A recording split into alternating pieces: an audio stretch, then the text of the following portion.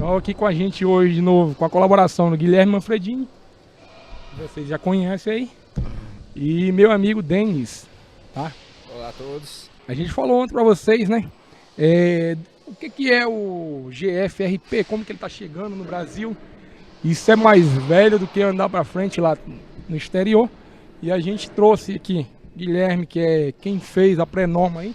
Inclusive, te vira aí, meu editor, para pôr aí o link da pré-norma do Embracon aí no rodapé, para o pessoal tá adquirindo isso aí. Quer estar por dentro do que está de novidade, inovação no mercado, tá aí, vem com a gente.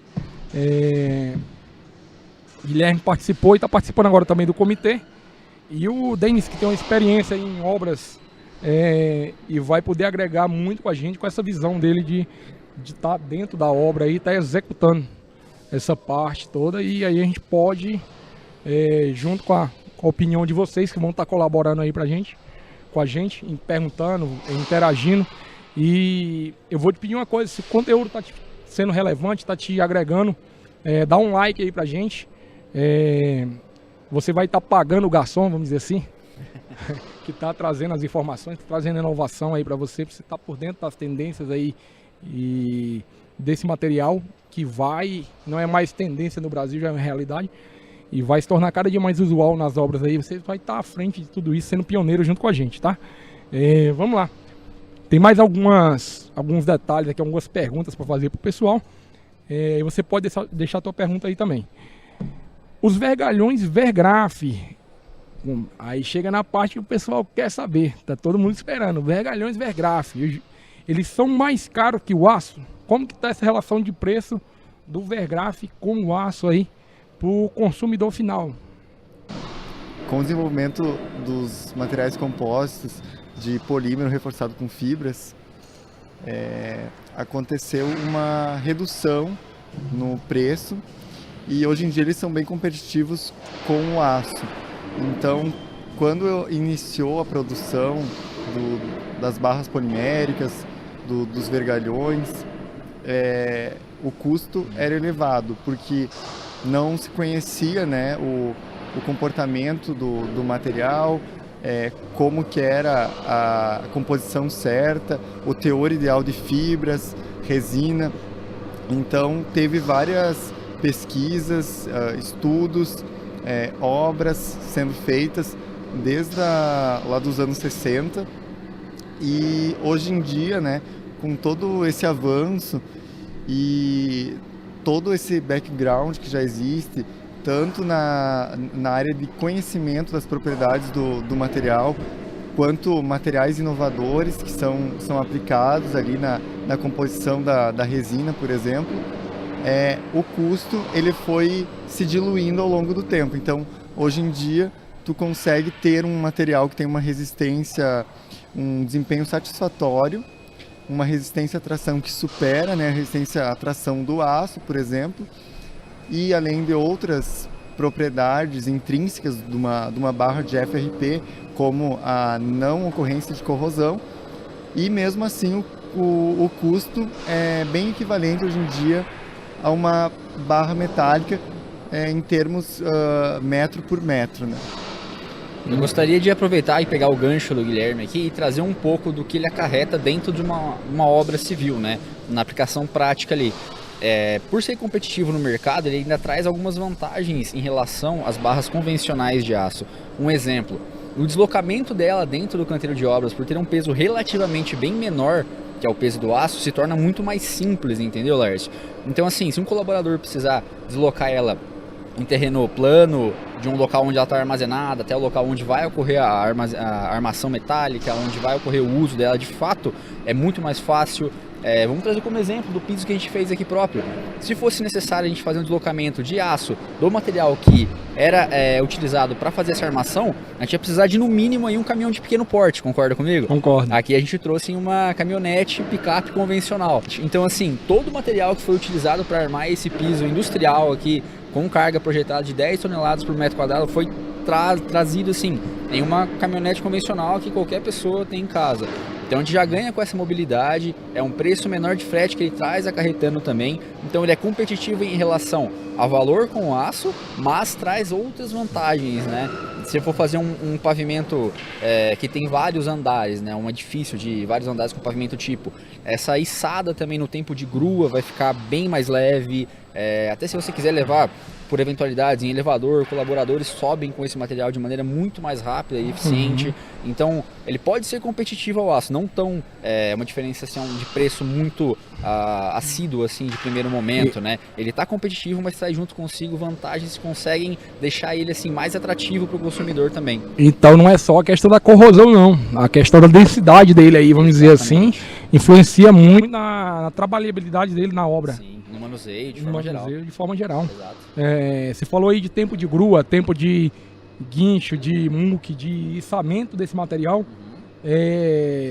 E a gente tem muito isso. Eu acompanhei algumas obras aí de condomínios residenciais aí, sul de Minas aqui inteiro. Exatamente. E tem muito isso. Usa muito. Porque, assim, geralmente o maior tempo de grua é içando o material para cima para se continuar construir os andares superiores, né? Então, assim, a gente pode ter por ideia que como é um material mais leve, a grua vai fazer menos esforço, vai conseguir levar uma maior, então com o mesmo tempo de uso dela, vai conseguir levar uma quantidade maior de material e assim desenvolver melhor também a produção lá em cima. E você falou do elevador também, o elevador pode ser utilizado aí em... Imaginei ele aqui no rolo, né, de 100, 200 metros, o cara consegue levar no elevador tranquilo. Deve ter um raio aí de 1 metro, 1,20 m de raio aí o rolo. Contendo 200 metros, ele consegue fazer bastante coisa lá em cima. Então são alternativas que ele traz junto consigo aí, que deixa ele bem mais atrativo também para aplicações nas obras de engenharia. Entendi. Sem contar a parte de ergonomia, né? Hoje tudo é saúde e segurança do trabalho. A gente tem que ter colaboradores aí mais eficientes, bem cuidados, bem né? cuidados, com o mesmo tempo ou menos tempo de serviço dentro da empresa, cuidando das suas famílias aí. Exatamente. Também. Pensando na qualidade de vida desse colaborador então, lá fora. Vamos até trazer o exemplo daqui também, um colaborador que arma, né, a trama metálica com esse material, ele tem menos esforço relativo em relação ao aço, por ser um material majoritariamente mais leve também. Então isso auxilia na produção dele diária, em não ter, conforme você falou, posições que possam acarretar algum tipo de incômodo, dor. Sabe aquele cara armador teu que tá aí, que tá reclamando de dor nas costas, tá reclamando de carregar o material, tá reclamando que o material é pesado, tá querendo aposentar? A solução para ele é Vergraf. Só pode. Leva ele para conhecer o material e ver o que ele fala pra gente. Você tinha falado cerca de 1/4 do peso do aço, densidade dele. Então a densidade, né, conforme os laudos, os ensaios que foram feitos, ela chega a ser pelo menos 4 vezes menor que o aço. Então, conforme o Denis e vocês já discutiram anteriormente, né, isso vai facilitar muito levar o material para andares superiores e até para o manuseio, né, na obra, como a gente viu aqui nesse piso industrial. Então, às vezes, os trabalhadores da construção acabam fazendo um esforço, né, muito grande para carregar, por exemplo, o aço, e trabalhando com um material de 4 a 5, até 6 vezes mais leve, isso acaba afetando, né, beneficiando a ergonomia e afetando, né, de forma positiva a saúde e o bem-estar dos trabalhadores. E ganhando em produtividade no final, né? Acaba que influencia bem. Acaba que ele tem uma rotina de trabalho aí menos cansativa e ganha em produtividade. Com certeza. Pode, às vezes, fazer a mesma atividade com menos pessoas envolvidas ali. Com certeza. E o custo de muque hoje, o custo de grua, tá uma coisa alta, bem alta. Bem significativo. Bem significativo, né, para a obra em si. Tá joia. Consegui entender isso aí também. Vamos lá. Você que tá chegando agora, dá um like pra gente, curte aí. Ajuda a pagar o garçom, como se diz. A gente tá trazendo, tentando agregando valor aí pra vocês de forma simples e objetiva para desmistificar, na verdade, esses preconceitos aí sobre o GFRP, que era uma tendência, era uma lenda e tá aí hoje no Brasil tomando o espaço dele no mercado, agregando ao aço em tudo que ele tem de qualidade e nessa parte agora que a gente acabou de discutir agora, produtividade e competitividade, certo? Poderia dizer assim. Fala para mim, Denis, é possível utilizar armadura mista? É possível? Em que casos que a gente consegue utilizar essa armadura mista aí no aço, IGFRP, Vergraf, na obra? Claro, é possível sim, tá? Tem alguns casos aí que a gente pode estar aplicando a armadura mista em relação ao GRFP, Vergraf e o aço na obra, principalmente em pontos de ancoramento, uma vez que as barras de GFRP e Vergraf, elas não podem ser dobradas após a cura, né? Então se você receber o rolo inteiriço ali em barra corrida, você não pode dobrar aquele material, mas caso necessário a gente pode também fabricar ele já em formatos dobrados, de acordo com a necessidade. Mas em uma eventualidade, aplicabilidade ali na obra ali, que for necessário fazer um transpasse, fazer um ancoramento, a gente recomenda que esse ancoramento seja feito com aço, seja respeitado o transpasse também, já estipulado pela norma de aço, né, de concreto armado, e aí sim, na seção reta, após o transpasse, pode ser utilizado normalmente as barras de GRFP, Vergraf aí, né? Então, onde tem transpasse, ancoragem, faz essa mista, né, com aço e Vergraf, e barra corrida pode ser utilizado sem problemas aí o vergalhão de GRFP Vergraf. Tá, conta uma coisa para mim então. Você ia falar, Guilherme? Uma outra aplicação também, né, fazer a mescla do GFRP com aço são em lajes ou pisos onde tem a questão do momento negativo. Então ali você vai aplicar uma armadura negativa que vai ter um ponto de ancoragem, vai ter uma dobra, né? Então é possível estar utilizando uma malha de GFRP e está utilizando a armadura negativa em aço. Perfeito. Então seria uma aplicação mista também. Exato. E aplicações mistas, é importante ressaltar que elas estão contempladas nas normas. Então as normas mencionam que é possível fazer esta mescla, né? É possível estar utilizando os dois materiais ao mesmo tempo. Então, com certeza, né, vai ter um resultado eficiente se forem, né, utilizadas ali as equações corretas no cálculo estrutural. Tá, consegui entender. Deixa eu te perguntar uma coisa. Como o material pode ser fornecido em rolo aí de 50, 100 e até chegando até 200 metros, dependendo do diâmetro dele, quando o cliente que está lá no final, na ponta, o armador, quando ele abrir esse rolo, ele vai ter aquela memória da bobina ou não? Esse material, ele não precisa ser desbobinado, é uma desbobinadeira, e igual ele recebe o vergalhão de 12 metros dobrado no meio para facilitar o transporte na maioria das vezes. E aí ele tem que voltar aquele vergalhão lá na obra lá, de aço. E o Vergraf, o GFRP? Pela experiência até que a gente teve no próprio piso aqui, a gente trouxe todos as em bobinas, né? Nenhum deles foi em barra corrida, e a gente utilizou aqui o diâmetro de 4,2 milímetros. Não existiu memória nenhuma em relação a ele estar envolto, né, em bobinas. Assim que a gente tirou as braçadeiras de nylon, né, dele, ele se desenvolveu perfeitamente, não precisamos fazer nenhum tipo de ajuste para mantê-lo reto ou em conformidade ali, então ele não teve memória de estar enrolado.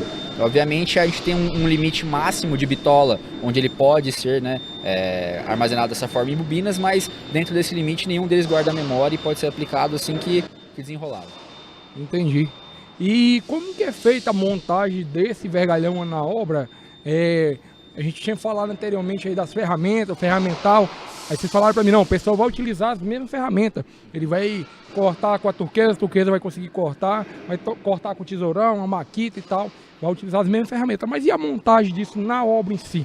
Como que vocês observaram isso em relação ao piso aqui que a gente está acompanhando desde o início? É uma excelente pergunta, porque acho que é uma coisa que traz uma curiosidade de quem vai realmente aplicar, mexer com isso ali dentro do canteiro. Laércio, assim, conforme as ferramentas também, da mesma maneira, ele pode ser utilizado em mista com o que já é feito hoje com o aço convencional, né? Então, se a gente está armando um piso, um painel de piso aqui, fazendo a trama de 15x15, ele é amarrado exatamente da mesma maneira com o arame recozido, né? Certo. E se for armado em vigas para baldrame, para algum tipo de elemento estrutural, e aí ele é envolto com o estribo metálico convencional também. E casos também específicos onde ele pode receber uma abraçadeira de nylon também, o famoso enforca-gato, né? Que o pessoal está acostumado aí palavreado mais convencional, né? E aí pode ser armado e moldado dessas formas, mas no geral exatamente como é o aço também, com arame recozido e os estribos metálicos. E Tá entendido. em relação ao processo executivo, eu acho que é importante comentar para estar utilizando os EPIs, né? Assim como o aço tem que utilizar as luvas durante o manuseio. Perfeito. Na barra polimérica, GFR Vergraf, também tem que estar utilizando as luvas, cuidar com a utilização dos EPIs. Então é o seguinte, como o Guilherme falou, a parte de EPI ela é importante, né? A utilização na obra, não só para o Vergraf, mas no GFRP, mas no aço também, né, Guilherme? É uma coisa que cada dia mais a gente está vivenciando isso aí e está apoiando, está conduzindo dessa maneira a obra. A gente tinha aí um histórico no Brasil aí de um número de acidentes que era uma coisa impensável na década de 80, 90, elevado. E veio evoluindo de uma maneira que hoje o colaborador da construção civil ele já não é mais ranking 1 ali em acidente de trabalho, né? O pessoal veio se conscientizando, as empresas vieram tomando iniciativa, tendo técnico de segurança junto na obra, a legislação veio mudando, tudo veio se adequando de maneira que o pessoal que está aí nos assistindo, eles, não só a parte da engenharia que está junto, o pessoal da segurança do trabalho, mas também o próprio colaborador, ele já está consciente disso, está tendo lá os momentos de segurança dele, está tendo uma parada para refletir nisso aí, e ele chega em casa, a família quer ele de volta, a família quer ele bem, e apoia isso. Na maioria das vezes a esposa, a namorada, aí, os filhos querem que o pai, que o provedor ali da casa se cuide, né? E aí é muito importante essa parte do EPI.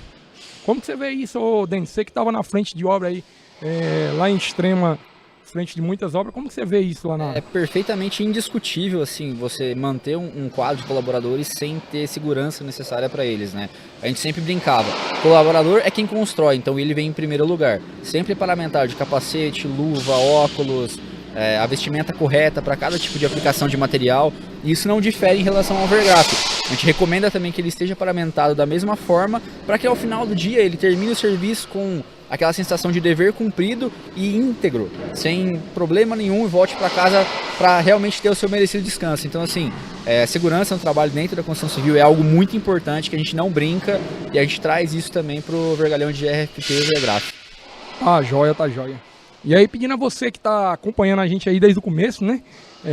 Não deu seu like ainda, deixa o like aí. Acompanha a gente aí nas redes sociais, Vergraf Brasil com Z. E compartilha também.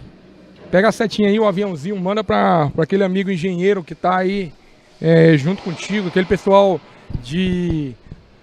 da frente de obra, aquele pessoal que está junto, ajudando a construir um Brasil aí melhor e que está envolvido nessa parte de inovação, está antenado na tecnologia aí, mudando cada dia mais os conceitos de inovação no Brasil e trazendo coisa nova, trazendo aplicabilidade de materiais que estão aí vindo para agregar. Exatamente. Tô cada dia mais, como que eu te falo a palavra?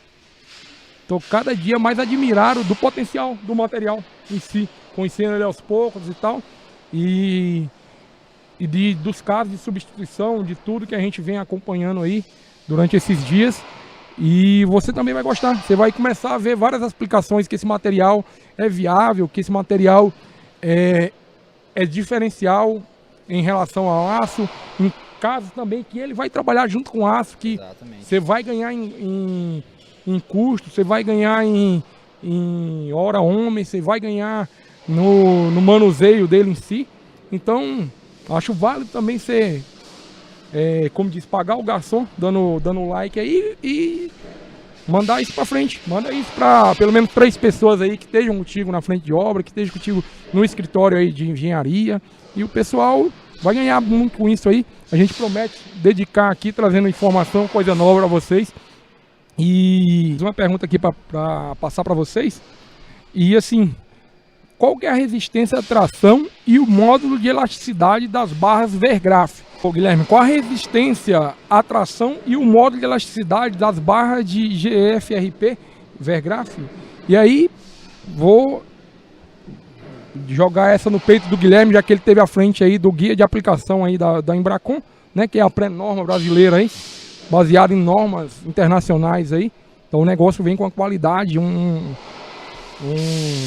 aparato técnico aí, uma documentação técnica muito bem elaborada. Se você puder adquirir aí, entra lá, vai estar o link aí abaixo aí para você já estar adquirindo o prática recomendada CP303 do Comitê de Embracon ABS, certo?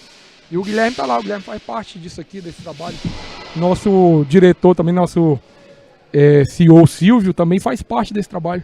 Silvio Moretti tá aí no livro também. Fala pra gente, Guilherme, como que tá lá na BNT, como que tá essa parte da resistência à tração e módulo de elasticidade desse material? Como que vai sair isso aí? Em quanto tempo que você acha? Você tinha comentado, acho que ontem com a gente, que até dezembro às vezes já tá pronta isso aí, e aí ano que vem a gente estaria com a norma no Brasil. Sim.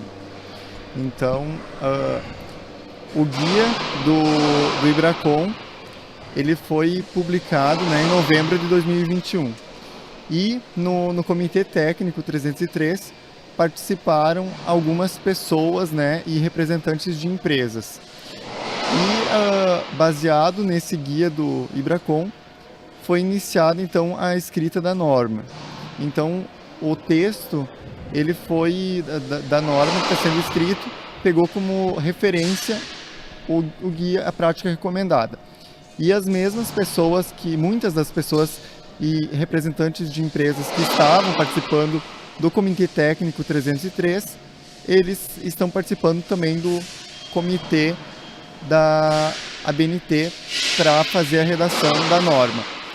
Então esse comitê da ABNT, ele é composto por pesquisadores de universidades, então professores que estão envolvidos em pesquisas principalmente de pós-graduação, e participando junto com esses professores também os seus alunos, né?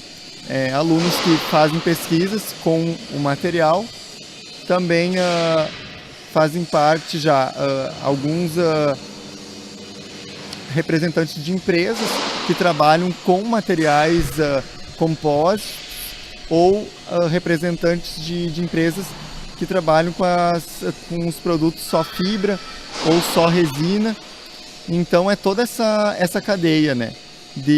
Inclusive representantes de empresas de materiais metálicos, porque elas também querem entender, né, o comportamento do material de GFRP, que hoje em dia ele já não é mais uma inovação ou uma tendência, ele já é uma realidade, e já o seu uso ele vem se expandindo, né, cada vez mais. E a projeção é que tenha um aumento de cada vez maior, né, ao longo dos anos, conforme as pesquisas e as obras elas indicam. Tá joia, consegui entender. Então o comitê é formado por essa turma aí, os entendedores do material, vamos dizer assim, no Brasil, o pessoal que realmente está na fibra, está na resina, e pesquisadores que têm pesquisadores que têm os testes aí já desse material e tudo. E dentro dessa norma tem a parte de teste do material, aí vai ter especificando o mínimo desse material, a amostragem, como dá uma prévia pra gente disso aí também. Sim, dentro do guia do Embracon e na norma, ela também vai contemplar essas questões das propriedades que o material ele precisa ter, né, como uma resistência à tração, uma resistência de aderência ao concreto. Também vai ter os procedimentos para ensaiar.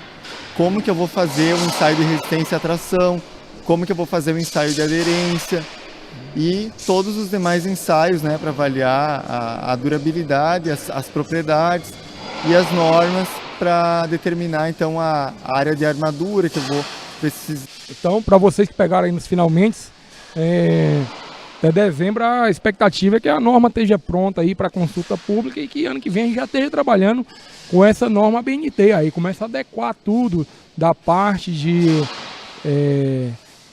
estrutural, da parte de...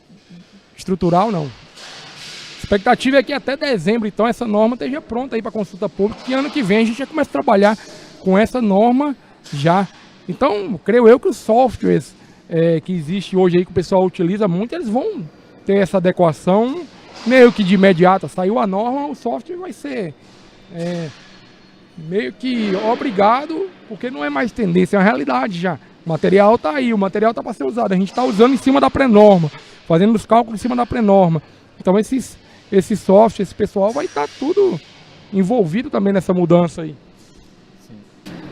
Bom, as empresas que fornecem os softwares de dimensionamento estrutural com aço, elas vão ter que estar se adaptando e estar incorporando nos seus softwares esses cálculos aí para fazer o dimensionamento com as barras de GFRP Vergraph.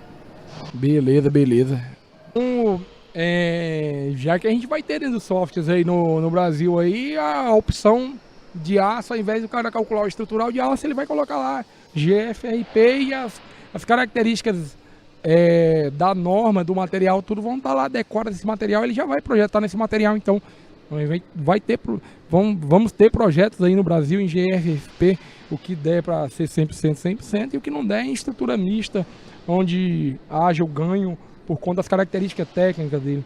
Vai ser um negócio bacana de se ver, hein? O que você acha, Denis? Não, assim, é uma inovação que já não é mais tendência, conforme a gente repetiu várias vezes aqui, é uma realidade, e eu vejo, assim, como um enorme avanço dentro da construção civil e algo que pode agregar juntamente ao aço para que a gente consiga ter obras mais rápidas, mais desenvoltas e, assim, de maneira mais expansiva possível, né?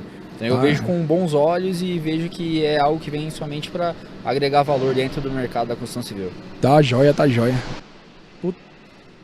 Ajudou muito aí a presença de vocês aí nesse primeiro podcast Vergraph na obra. Agradecer a todos que estão aí desde o começo com a gente, que acompanharam aí a placa de piso aqui, acompanharam aí o bate-papo entre Guilherme Manfredini, Denis Morbidelli e eu que estou aí, Laércio Andrade. Agradecer aí nosso filmmaker Eber.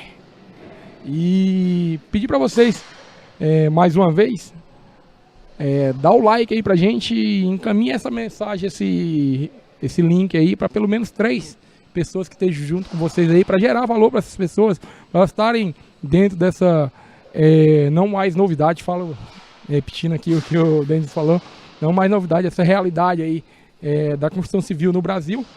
E segue a gente nas redes sociais, Vergraph Brasil, Brasil com Z, tá? E aguardo vocês no próximo podcast.